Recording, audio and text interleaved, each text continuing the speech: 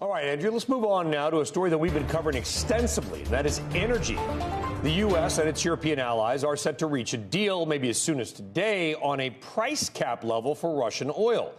According to reports, that cap could be set somewhere between 60 and 70, likely between $65 and $70 a barrel. If enacted, those sanctions are set to take hold in just 2 weeks, December 5th. A development coming as Europe approaches its first winter as Moscow launched war in Ukraine. Juliana Tatelbaum joining us now live from Greece and talking about this. And Juliana, where do we stand? Because just a couple of weeks away from a potential EU sanctions on almost all Russian oil.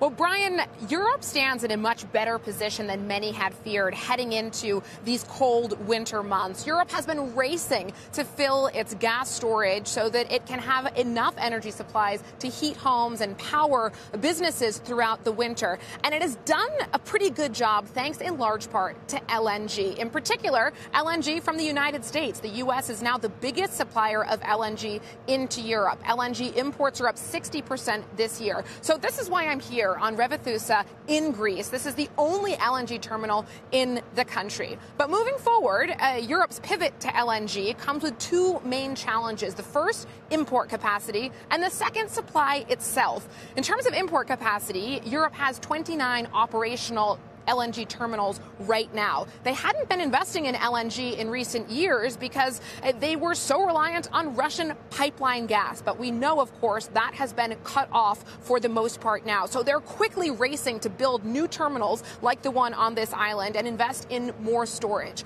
The second piece here is supply itself. And this is where the conversation around gas price caps comes in.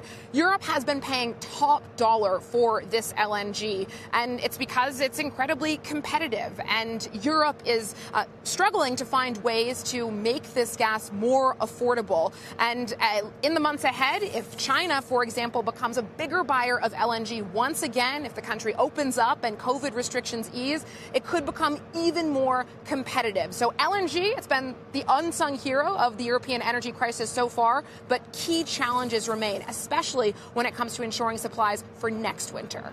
Yeah, and next winter, by the way, you are right about the storage levels, of course, Juliana, but I'm just telling you, people are saying, oh, we're fine, everything's fine. No, it's not. About half of all their storage was filled with Russian gas. That's gone ostensibly all of next year. They've never filled not with Russian gas. We're going to be telling that story, by the way, in a couple of weeks as well, and we head over your way. But I think there is an unsung hero here, which is interesting and not getting much attention, Juliana. And that is, I heard you mention earlier, that ship behind you came from Algeria. What is interesting about this is the rise of North Africa.